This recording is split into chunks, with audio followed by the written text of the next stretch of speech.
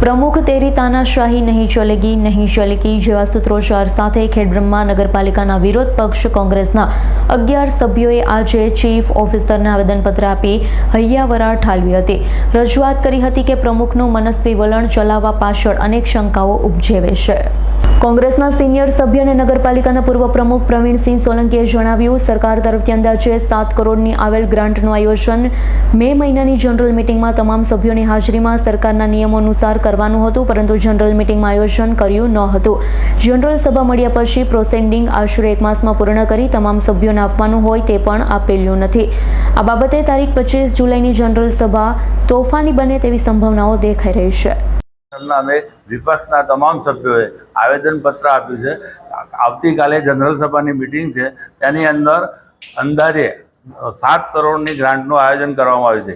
એક જ પક્ષ તરફથી આયોજન કરવામાં આવ્યું છે. અમારા ચાર 2 વોર્ડની અંદર અમારા સભ્યો જીતેલા છે, તેમને અન્યાય કરવામાં આવે અને એમના પોતાના પોતાના સભ્યોનું જ આયોજન કર્યું છે. બીજું, આ આવતીકાલે જે જનરલ સભા મળવાની છે તેમાં અમારો પહેલો મુદ્દો આ જ મુદ્દો હશે, પછી આગળ જનરલ સભા ચાલવા દેવાની. બીજી વસ્તુ, આ જનરલ સભાના જે એજન્ડા બહાર પાડ્યો છે નવો, એના અંદર અમારા પ્રશ્નોત્તરનો એજન્ડા પણ લેવામાં નથી આવ્યો. અને અમે 3 મહિના સુધી હજી સુધી એમણે જનરલ સભાનું પ્રોસિડિંગ પણ પાકું કર્યું નથી. તો એમનો કોઈ બદ ઇરાદો છે કેમ, તે માટે અમે બધાએ આજે ભેગા થઈ અને એક આવેદનપત્ર ચીફ ઓફિસરને આપવામાં આવ્યું છે. ખેડબ્રહ્મા નગરપાલિકામાં કોંગ્રેસ પક્ષના સભ્યો દ્વારા ગત જે સામાન્ય સભા ભરવામાં આવેલી હતી, તે સામાન્ય સભાના એજન્ડામાં વિવિધ ગ્રાન્ટનું આયોજન કરવા બાબતનો એક મુદ્દો લેવામાં આવેલ હતો. જે અનુસંધાને એ લોકોનું એવું કહેવાનું થાય છે કે એમના જાણવા મળ્યા મુજબ એમના વોર્ડના કોઈ પણ કામ લેવામાં આવ્યા નથી.